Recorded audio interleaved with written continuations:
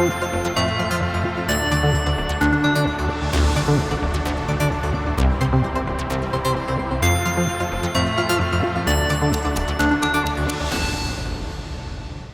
ጤና ይስጥልን ውድ ተመልካቾቻችን ከትግራይ ቴሌቪዥን በቀጥታ የዕለቱን የአማርኛ ዜናዎች ይዘን ቀርበናል። ፍርቱና ገብሩ ከመላው ስቱዲዮ ጋር በጋራ በመሆን ለሳቱ ያዝናቸው ዜናዎች እንሆም። የትግራይ ጊዜያዊ አስተዳደር ፕሬዝዳንት ሌተናል ጀነራል ታደሰ ወረደ የ2018 ዓ.ም የመስቀልን በዓል ምክንያት በማድረግ በኢሮብ ወረዳ አሊተና ቀበሌ ጉብኝት ማድረጋቸው ተገለጸም።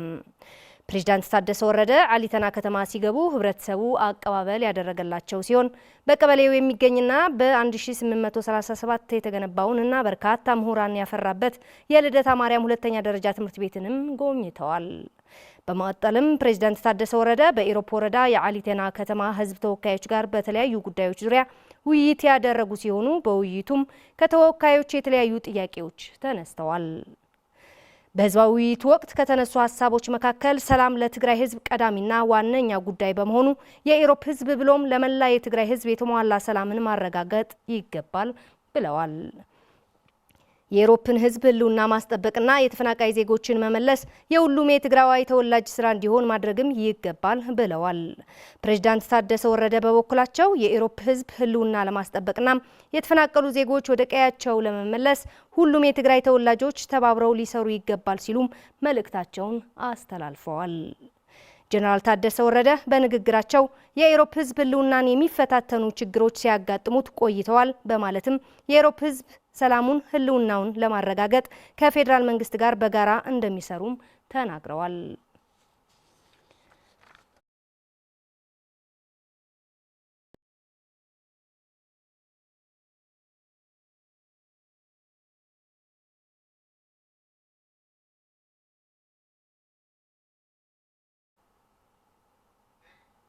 በትግራይ በየዓመቱ በድምቀት የሚከበሩ ሃይማኖታዊ አበይት የአደባባይ በዓላት መካከል የመስቀል በዓል አንዱ ነው። ሁሌም በየዓመቱ በዓሉን ምክንያት በማድረግ የተለያዩ የጎዳና ትርኢቶችና ካርኒቫሎች እንዲሁም ዝግጅቶችን የሚያሰናዳው የትግራይ ጮምዓ ማህበር ዛሬም ሊከበር ቀናት የቀሩትን የመስቀልን በዓል በማስመልከት በመቀለ ከተማ ጎዳናዎች የተለያዩ ባህላዊና ሃይማኖታዊ ይዘት ያላቸው የጎዳና ላይ ካርኒቫ ትርኢቶች አካሂዷል። ተከታትለን እንመለሳለን።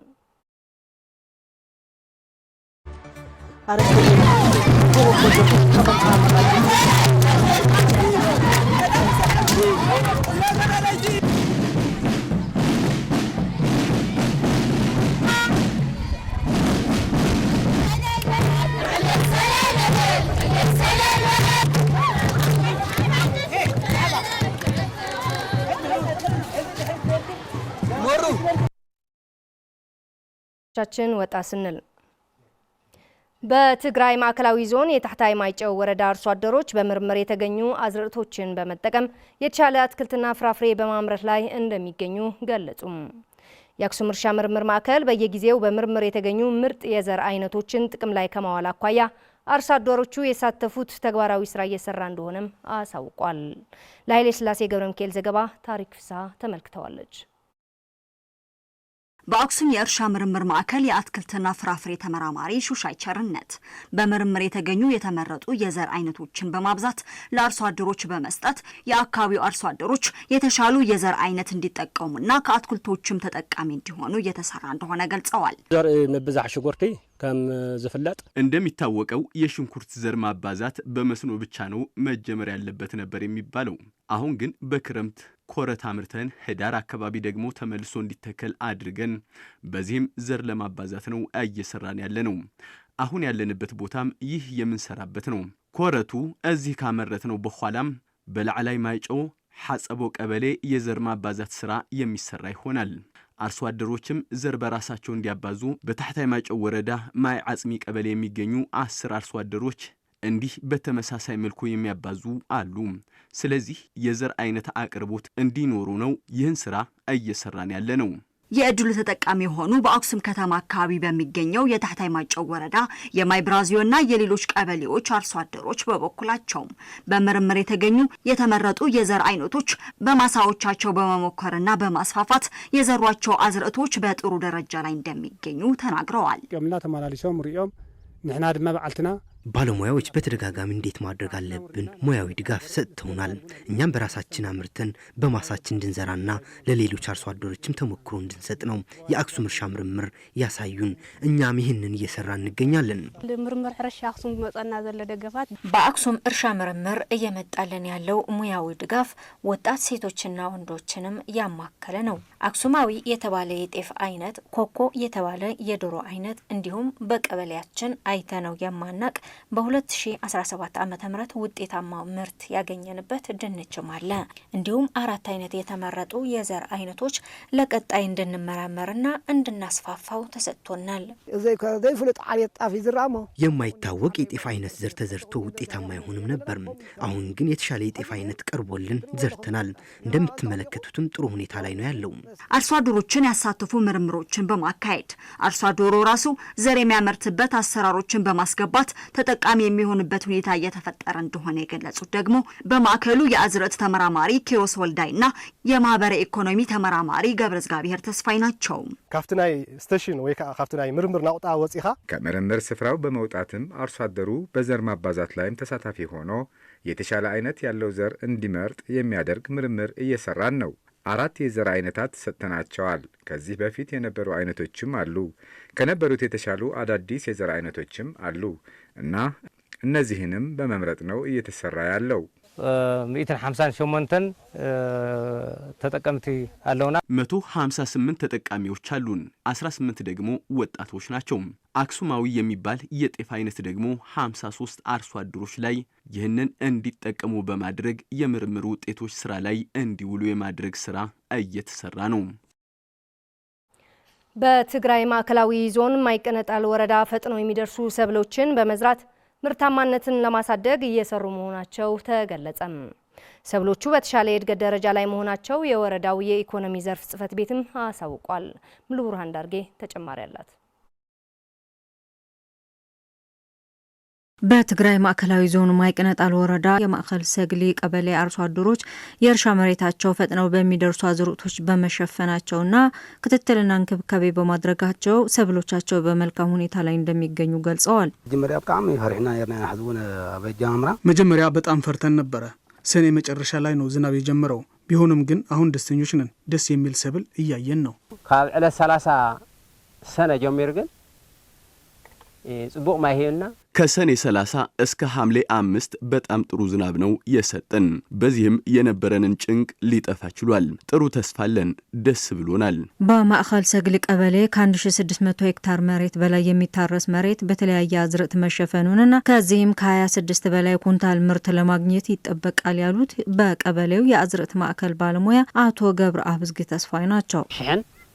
604 ሄክታር ዘሪና ለና ማለት 1604 ሄክታር መሬት በአዝርዕት ተሸፍነዋል። የተሻለ ደረጃ ላይ ነው የሚገኘው። እቅዳችንም ጤፍ 19፣ ማሽላ 20 ኩንታል ከሄክታር በክላስተር ደግሞ 17 የሚሆን እናገኛለን ብለን አስበናል። የማይቀነጣል ወረዳ ኢኮኖሚ ዘርፍ ጽሕፈት ቤት ኃላፊ አቶ አታክልት መስፍን በበኩላቸው በወቅቱ ያልጀመረው የክረምት ዝናብ በአዝርዕቶች ላይ መዛባትን የፈጠረ ቢሆንም እርሻዎቹ ፈጥነው ሊደርሱ በሚችሉ አዝርዕቶች በመሸፈናቸው የተሻለ የእድገት ደረጃ እንዲኖራቸው አስችሏል ብለዋል። ከም ወረዳ ናብ 7900 ነጥብ 25 ሄክታር እንደ ወረዳ 7900.25 ሄክታር የሚታረስ መሬት አለን።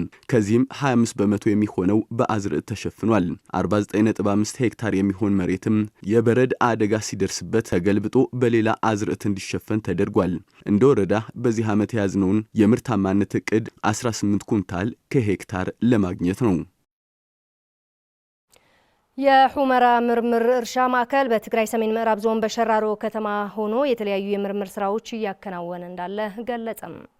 በጦርነቱ ሳቢያ 5 ክረምቶችን በኬንዳ ያሳለፈው ቢሆንም ለከፋ ማህበራዊ ኢኮኖሚያዊ ቀውስ ተጋልጠው ያሉ ተፈናቃይ ወገኖች ወደ ቀያቸው ለመመለስ ሁሉም ትኩረት ሰጥቶበት ሊሰራ ይገባል ሲሉም ጥሪ አቅርበዋል። የኃይለ ሚካኤል ገሰሰ ዘገባ ነው። ፍሬዎት ወልደመድን የሑመራ የእርሻ ምርምር ማዕከል በትግራይ በታወጀው ጄኖሳይዳዊ ጦርነት ከፍተኛ ውድመት ከደረሰባቸው የእርሻ ማዕከላት መካከል አንዱ ነው። ከፕሪቶሪያው የሰላም ስምምነት በኋላም ቢሆን የትግራይ ግዛታዊ አንድነት ባለመረጋገጡ በምዕራብ ትግራይ ሁመራ ከተማ የነበረው ይህ ተቋም አሁን ላይ በትግራይ ሰሜን ምዕራብ ዞን በሸራሮ ከተማ ሆኖ የተለያዩ የምርምር ስራዎችን እያካሄደ ይገኛል። ተቋሙ ምርጥ የዘር አይነቶች እንዳይጠፉ የማባዛት ስራዎችን እየሰራ እንዳለ የገለጹት በማዕከሉ የአዝርዕት ተመራማሪ የሆኑት አቶ ጎይቶም ጣዕመና አቶ አለም ብርሃን ቀለሙ ከቻይና ያስመጧቸው የዘር አይነቶች እንዳሉም ተናግረዋል። እዚያም በሁመራ ሕርሻ ምርምር ቅድም ክብሉ ተለቀቁ አይነት ሰሪጥ በሀገር ደረጃ እዮም። ስለዚህ እነዚህ ከዚህ ቀደም በሁመራ የእርሻ ምርምር በሀገር ደረጃ የተለቀቁ ዘሮች ናቸው። ስለሆነም እነዚህን ዘሮች በሚገባ በመጠበቅ በቀጣይ ምርት እንዲሰጡ የማድረግ ስራ መስራት ይገባል። ከቻይና ያስገባናቸው አዳዲስ የዘር አይነቶች አሉን። እነዚህ የተሻሉ ናቸው። ከነበረን የዘር አይነቶች ከ2 ሳምንት በፊት ቀድመው አበባና ፍሬ የሚያወጡ ናቸው። አውዚ ስራሕትን ሰርሖም ዘለና እዚህ ቴክኖሎጂ በማስገባት የማላመድ እንዲሁም ዘሮችን የማባዛት ስራዎች እየሰራ እንገኛለን። በተመሳሳይም ተሻሽሎ የወጡ የዘር አይነቶች ወደ ማህበረሰቡ የማዳረስ ስራችን እየሰራ እንገኛለን። ማዕከሉ ከዚህ በተጨማሪ ለወተት ላሞች የሚሆን መኖ በማባዛት ላይ እንዳለ የገለጹት ደግሞ ተመራማሪ ፍስሐ ራያ ናቸው። ትዘርኢ ከይጠፍእ ተባሂሎ ብዙ ለሕሚ ዓተር ዝበሃል ዓሌት ተመስገን ዝበሃል ዓሌቱ ለሕሚ ዓተርና ተመስገን የሚባሉ የዘር አይነቶች እንዳይጠፉ 1 ሄክታር መሬት ላይ ዘርተናል። እንደምትመለከቱም በጥሩ ሁኔታ ነው ያለው። ወደ ቀያችን ስንመለስ እነዚህን ዘሮች ይዘን በመሄድ ጥሩ ምርት የምናገኝ እንዲሁም ቀለባችን እንዳይጎለን ነው እየሰራን ያለ ነው። ተመራማሪዎቹ አያይዘውም የማዕከሉ ዓላማ ተፈናቃይ ወገኖች ወደ ቀያቸው በሚመለሱበት ወቅት ምርጥ ዘሮች ይዞ በመቆየት ተጠቃሚ ለማድረግና ለችግር እንዳይጋለጥ የመፍትሄ አካል እንዲሆን ለማድረግ እንደሆነም ያስረዳሉ። ህዝብና ቦታው ከመለስ ከሎ ማለት ካብ ዘር ዝጽጋ የተፈናቀለው ህዝባችን ወደ ቀዩ ሲመለስ የዘር ችግር እንዳይኖር እዚህ ጥራቱን የጠበቀ ምርጥ ዘሮችን ስለያዝን በቀጥታ በመውሰድ ጥሩ ምርት እንዲያገኝ ያስችላል። ይህ ዋነኛ ዓላማው ነው። ሁመራ እናሃለና ለ500 ዓሌታት ሰሊጥን ዝተፈላላዩ ነይሮም ናዮም ዚአቶም ከም ዘለው ጠፊኦም ናዮም። ሁመራ ያለን ከ500 በላይ የሰሊጥና የተለያዩ ምርጥ ዘሮች ነበሩ። እነሱ ሙሉ በሙሉ ጠፍተዋል። ስለዚህ የዘር አይነቶች ለማሰባሰብ በማለም ወደ 150 የሚሆኑ የሰሊጥ አይነቶች ከተለያዩ የሀገሪቱ ክልሎች ማዕከላት በማሰባሰብ ነው እዚህ የተከልናቸው።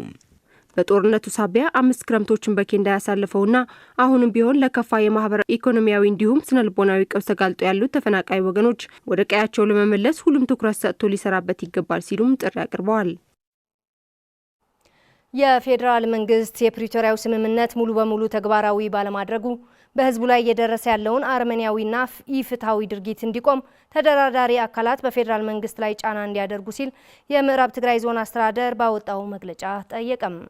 ባለፉት 5 ዓመታት በምዕራብ ትግራይ ህዝብ ላይ በወራሪ ኃይሎች ታይቶ በማይታወቅ መልኩ አስከፊ በደል ደርሷል፣ እየደረሰም ይገኛል ያለው በመግለጫው ወገኖቻችን በማንነታቸው ምክንያት በጠላቶች ታግተው ማንነታቸው በግዳጅ ሲቀይሩ የተቀሩት ደግሞ በትግራይና ከትግራይ ውጭ ተበታትነው ለከፍተኛ ሞትና እንግልት ተዳርገው ይገኛሉም ብለዋል።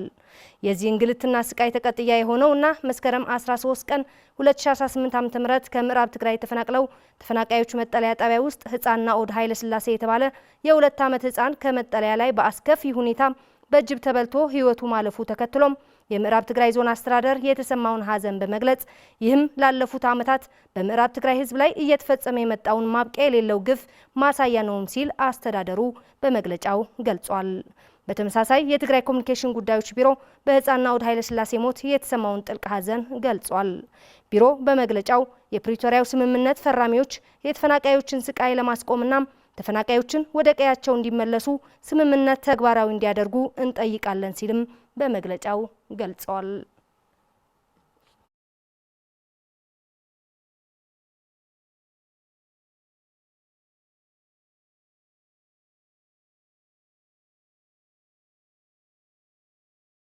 ከትግራይ ቴሌቪዥን በቀጥታ የአማርኛ ዜናዎቻችን ቀጥለዋል። የቀላሚኖ ልዩ ሁለተኛ ደረጃ ትምህርት ቤት ተማሪዎች ከትምህርታቸው ጎን ለጎን የተለያዩ የፈጠራ ስራዎችን በማከናወን ህብረተሰቡ በቀላሉ ተጠቃሚ ለማድረግ እየተንቀሳቀሱ መሆኑ ተገለጸ። የአካባቢው ጸጋዎችን በመጠቀም የሚሰሩ የፈጠራ ስራዎችን ለማዘመንና ተማሪዎችን ለማበረታታት ትኩረት ተሰጥቶ እንደሚሰራም ጥሪ ቀርቧል። የተስፋይ ታደሰ ዘገባ ሙሉ ብርሃን ዳርጌም ቀላሚኖ ልዩ ትምህርት ቤት ከ20 ዓመታት በላይ ተማሪዎችን በትምህርታቸው ከማብቃት ጎን ለጎን የተለያዩ የፈጠራ ስራዎችን በመስራት በቴክኖሎጂው ዘርፍ ለህብረተሰቡ የሚጠቅሙ ስራዎችን በማበርከት የድርሻውን እየተወጣ የመጣ ትምህርት ቤት ነው። አሁንም ይህንን ተግባር በማስቀጠል የቀላሚኖ ልዩ ሁለተኛ ደረጃ ትምህርት ቤት ተማሪዎች ከትምህርታቸው ጎን ለጎን የተለያዩ የፈጠራ ስራዎች እያበረከቱ መሆኑን በትምህርት ቤቱ የላቦራቶሪ ባለሙያ ገብረ እግዚአብሔር ኪሮስ ማየት ለተሳናቸው ወገኖች የሚረዳ የተሰራውን የፈጠራ ውጤት እንደመነሻ በመጠቀም ይገልጻል።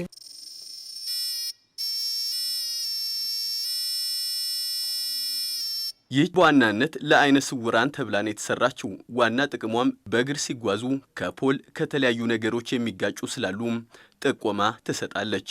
እኔም ሐሳቡን ደግፌ ነው የሰራኋት። ዘትሪዮ ለኩም ያው ኖርማል መነጽር ብረታ ብረት ጎርቦ ይህ የምታዩት መነጽር ሆኖ ብረታ ብረት የሚሰሩ ባለሙያዎች የጠቆሙት ነው። ጥቁር ነው፣ አያሳይም። ከተለያዩ ነገሮች ነው የተሰራው። የራሱ የሆነ ማብሪያና ማጥፊያ አለው። አልትራሳውንድ ብቻ ነው ከገበያ የምትገዛው እንጂ ሌላው ግን ከሬዲዮ ቲቪ ሊሰራ ይችላል። የፈጠራ ስራዎቹ አካባቢያዊ ጸጋዎችን በመጠቀም የተሰሩ በመሆናቸው በዋጋ አንጻር ሲታዩ ተመጣጣኝ ሆነው ለተጠቃሚዎች የተዘጋጁ መሆናቸውንም አስረድቷል። በቁርሽ ህንጻ ወለኻስ ያው በትንሽ ዋጋ ተከበል ይኸዲው በብር አንጻር ስታየው በትንሽ ዋጋ ሊሰራ የሚችል ነው። የተወሰነ ከገበያ የሚገዛ አለ፣ ሌላው ከአካባቢ የሚገኝ ነው። በተመሳሳይም በተማሪዎቹ የተሰራው ለአካል ጉዳተኞች በቀላሉ ለመንቀሳቀስ የሚያግዝ ከእንጨት የተሰራ ዊልቸር መኖሩንም መምህር ዘበነ ያስረዳሉ። እዛ ዊልቸር ዚያ በተማሪና ካብተ ስራ ዊልቸራት ሓደ ተመራቀ ይህች ዊልቸር በአንድ የእኛ ተመራቂ ተማሪ ነው የተሰራችው። የተሰራበት ምክንያትም በሁለት ምክንያት ነው። አንድ በጦርነት ምክንያት በርካታ አካል ጉዳተኞች ስላሉ ከውጭ የሚገባውን በውድ ዋጋ ከመግዛት እንጨትን በመጠቀም ዊልቸር መስራት የሚቻል መሆኑን ለማሳየት ነው። ሌላኛው ከውጭ የሚመጡት ዊልቸሮች አገልግሎታቸው የተወሰነ ሲሆን ይህች ግን እዛው ያለ ለመጸዳዳት፣ ለመተኛት፣ እግርህን ለመዘርጋትና ለመመገብ በርካታ ጥቅሞች ነው ያላት። በጣም የሚገርም የፈጠራ ስራ። ይህም የአካባቢን ጸጋ በመጠቀም ችግርን መፍታት እንደሚቻል ነው የሚያሳየው። በትምህርት ቤቱ ተማሪዎች በተለያዩ ጊዜያት የተሰሩ የፈጠራ ውጤቶች በመንግስት በኩል ትኩረት ስላላገኙ ጥቅም ላይ አለመዋላቸውንም የተቋሙ መምህራንና ሙያተኞች ገልጸዋል። ተንሰስኮዚ አሉ እዩ ሐቂ ነው አሉ ዝኻለሎ እሱ መጽዩ አፓራቲው ራሱ የቻለ ሳይንስና ቴክኖሎጂ ቢሮ አለ። ቢሆንም ግን የተሰራውን ስራ አይቶ ያበረታታ ምንም አካል የለም። ከምዚኦም አይነት ፈጠራታት ይሄዝ ተቀቢሉ እንደዚህ አይነት የፈጠራ ስራዎችን በማየት ተማሪዎቹ በማበረታታት ቢሰራ መልካም ነበር። ነገር ግን መንግስት ምንም ትኩረት አልሰጠውም። በመጨረሻም የውጭ ዜና። ብሪታንያና ፈረንሳይ ለፍልስጤም በተባበሩት መንግስታት ድርጅት ጉባኤ ላይ የአጋርነት እውቅና መስጠታቸው አንድ ክፍለ ዘመን ለተጠጋው የእስራኤልና ፍልስጤም ግጭትን ታሪክ ክስተት ነው ተብሏል። ፍልስጤም የተመለከተው ስብሰባና የትራምፕ አስተዳደር የወሰደው እርምጃ በዋሽንግተንና በአውሮፓ አጋሮቻቸው መካከል የመካከለኛውን ምስራቅ ግጭት መፍታት በሚቻልበት ሁኔታ ላይ ሰፊ ክፍተት ፈጥሯል ተብሏል። በዚህ ዙሪያ ቢቢሲ ያወጣው ትንታኔ ያለ ታሪክ ፍስሐ አዘጋጅቷለች። ብሪታንያና ፈረንሳይ ለፍልስጤም በተባበሩት መንግስታት ድርጅት ጉባኤ ላይ የሀገርነት እውቅና መስጠታቸው አንድ ክፍለ ዘመን ለተጠጋው የእስራኤልና የፍልስጤም ግጭት ታሪካዊ ክስተት ነው። ከዚህ በተጨማሪም ታላላቅ የአውሮፓ ሀያላን ሀገራት ግጭቱ ከዚህ በፊት ታይቶ የማይታወቅ እርምጃ እንዲወስዱ የሚያስገድድበት ደረጃ ላይ መድረሱን የሚያሳዩበት ዲፕሎማሲያዊ ቁማር ነው። አሁን ላይ በጋዛ ያለውን አስከፊ ቀውስ የተጋፈጡትና እስራኤልና ሐማስን ያወገዙት የፈረንሳዩ ፕሬዝዳንት ኢማኑኤል ማክሮን ከኃይል ይልቅ መብት መከበር አለበት ብለዋል። ከዩናይትድ ኪንግደም ጋር በመተባበር እንዲሁም በሳውዲ ድጋፍ የወሰዱት እርምጃም የሁለት አገራትን መፍትሄ ለመተግበር ያለመ ነው። ሀገራቱ ይህ ለረጅም ጊዜ የቆየ ዓለም አቀፍ የሰላም ቀመር ወይም የሁለት ሀገራት መፍትሄ ሁለቱ ህዝቦች ወደፊት ለሚጋሩት ፍትሃዊ የሆነ ህይወት ብቸኛው መንገድ እንደሆነ ያምናሉ። የተባበሩት መንግስታት ዋና ጸሐፊ አንቶኒዮ ጉተሬዝም ከዚህ ውጭ ያለው አማራጭ የአንድ ሀገር መፍትሄ እንደሆነና ይህ ግን የእስራኤልን የበላይነት የሚያረጋግጥና ፍልስጤማውያን እንዲገዙ የሚያደርግ መሆኑን በኒውዮርክ በተካሄደው የተመድ ጉባኤ ላይ ተናግረዋል። ፍልስጤማውያን በጅምላ የሚደርሳቸውን ቅጣት፣ ረሃብ ወይም የዘር ማጥፋት በምክንያትነት የሚቀርብ ምንም ነገር የለም ብለዋል ዋና ጸሐፊው። እስራኤል በዚህ የተበሳጨች ሲሆን ምላሽ እንደምትሰጥ እየዛተች ነው። ፍልስጤማውያንን በማፈናቀል አይሁዶች እንዲሰፍሩ ፖሊሲ የቀረጹ ቀኝ አክራሪ ባለስልጣናትን ጨምሮ የጠቅላይ ሚኒስትር ቤንያሚን ኔታንያሁ የአስተዳደር ጥምረት የሁለት ሀገር መፍትሄን አይቀበልም። የፕሬዝዳንት ዶናልድ ትራምፕን አስተዳደርም የአውሮፓውያኑ እርምጃ ውድቅ ያደረገ ሲሆን የፍልስጤም ባለስልጣን ፕሬዝዳንት መሐመድ አባስን በመቅጣት አጋሩን እስራኤል መደገፉን ቀጥሏል። የተመድ ጉባኤ የተመራው በሳውዲ አረቢያ ሲሆን በአረብ ሊግ ተደግፏል። ፈረንሳውያኑ እንደሚሉትም በጉባኤው ላይ ቁልፍ የሆኑ የአረብ ሊግ አገራት ሐማስ ትጥቅ እንዲፈታና መሳሪያውን እንዲያስረክብ በመጠየቃቸው ይህ ዲፕሎማሲያዊ እርምጃ ሐማስን በተመለከተም ሊጠቅም ይችላል። በዚህ ምክንያትም ሐማስ ወደፊት ለፍልስጤማውያን የመሪነት ሚና ሊኖረው እንደማይችልም ያስረዳሉ። ማይክሮንም ይህ ዲፕሎማሲያዊ ጥረት ለእስራኤላውያን እንደሚጠቅምና ትራምፕና ኔታንያሁ ለረጅም ጊዜ ሲፈልጉት ለነበረው ከሳውዲ አረቢያ ጋር ለሚኖራት መደበኛ ግንኙነት በር ይከፍታል ብለው ያምናሉ።